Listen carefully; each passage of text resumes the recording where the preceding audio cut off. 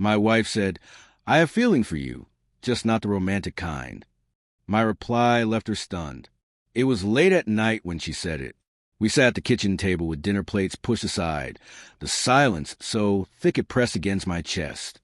She looked at me, her face unreadable, and spoke the words that cracked something deep inside me. "I have feelings for you, just not romantic ones." For a long moment, I just stared at her, struggling to grasp what I'd heard. What does that even mean? I finally asked, my voice barely audible. She didn't blink. "It means I care about you. I respect you, but I don't feel that way about you anymore." Her words landed like a hammer blow. 6 years of marriage, a home built together, holidays shared, standing by each other through job losses and family tragedies. And now she was telling me she didn't love me, not the way a wife should love her husband. "Is there someone else?" I asked. She shook her head. "No, this isn't about anyone else. It's about me. I just don't feel that connection anymore." I leaned back, my stomach twisting. "So, what exactly do you want to do with that? Sit here as my roommate while you figure it out?" She hesitated, then whispered, "I don't know. I just thought you deserved the truth." Her honesty burned worse than any lie. I stood, the chair scraping against the floor, and left the kitchen before saying something I'd regret. That night, I couldn't sleep. Her words echoed again and again, each repetition cutting deeper. I realized whatever happened next would define not only our marriage, but my life. By morning, I'd made my decision. I walked into the kitchen where she sat sipping coffee, like nothing had happened, and sat down across from her. "You said last night that you have feelings for me, just not romantic ones." I began. She nodded, looking a little nervous now. "Well," I said evenly, "I've thought about it, and I've decided I can't stay married to someone who sees me as a friend with a shared mortgage." Her coffee froze midair. "What are you saying?" "I'm saying this. If you don't love me as your husband, if you don't want me as your partner in every sense of the word, then this marriage is already over. I won't beg for affection. I won't live like a ghost in my own home." Her mouth opened and closed. She clearly hadn't expected me to be this calm, this sure. "You'd really throw all this away?" she asked, her voice breaking. "No," I said softly. "You threw it away when you decided I wasn't worthy of your love anymore. I'm just accepting the truth." Tears welled in her eyes.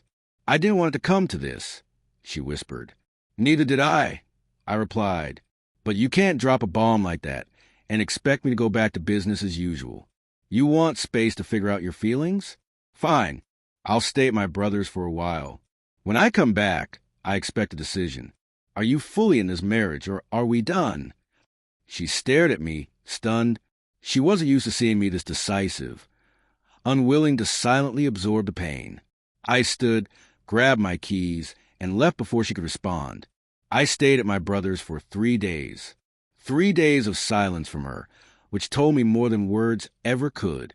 On the 4th day, I came home to find her on the couch, pale and red-eyed, clutching one of my hoodies like a lifeline.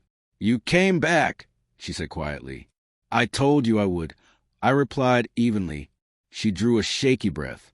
"I've been thinking about what you said, and I realize I've been selfish, holding on to you while giving less and less of myself. You didn't deserve that. I don't know when I stopped seeing you as someone I loved and started seeing you as someone safe.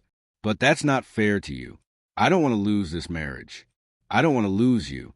Her voice trembled, but it rang true. For the first time in months, I saw fear in her eyes. Fear of losing me. "Emily," I said carefully, "if we're going to make this work, things have to change. No half measures. No sitting on the fence. I need a wife who chooses me every day, not someone who stays out of guilt." She nodded quickly. "I want that too. I want us back." For a long moment, I studied her, weighing whether I could believe her words. Then I sat beside her. "This is your last chance," I said. "If you ever feel this way again, if you ever decide I'm just a friend in your life, you owe it to me to say it and walk away. I won't go through this twice." Tears streamed down her cheeks, but she nodded. "I understand." For the first time in weeks, I reached for her hand. She held it like it was her lifeline. I didn't know what tomorrow would bring, but I knew this. I had taken control of my life. And whether our marriage survived or not, I would never again settle for anything less than being truly loved.